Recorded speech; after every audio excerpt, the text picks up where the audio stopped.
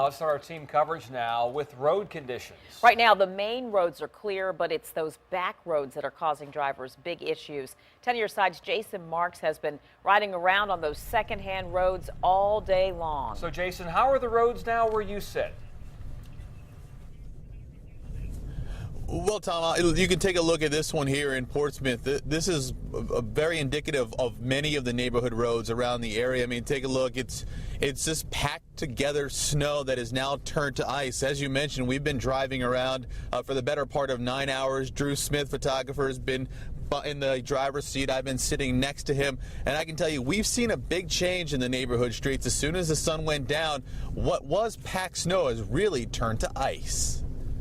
I wouldn't ask somebody else to do it for me for anything. Here's a man who believes in shoveling his own driveway, even if it is hard work. When you get past 50, it is.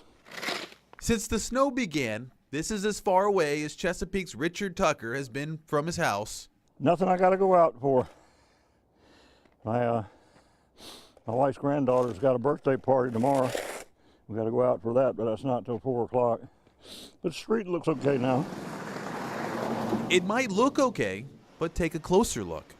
They're dangerous at best. And let me show you the dangers of these neighborhood streets.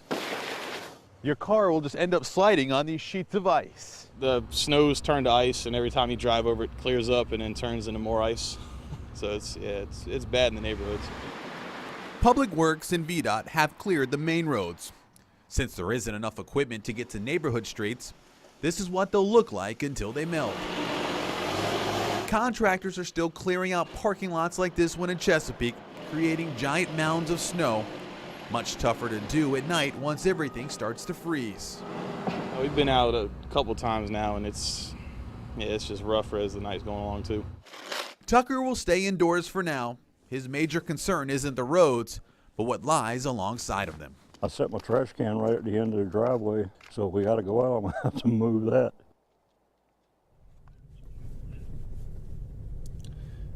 And when you look at the roads, you can see why schools are canceled tomorrow. I mean, buses obviously can't get into the neighborhoods, and if parents are taking their kids to school, they can't get out. So this is the reason why we have no schools here on the south side.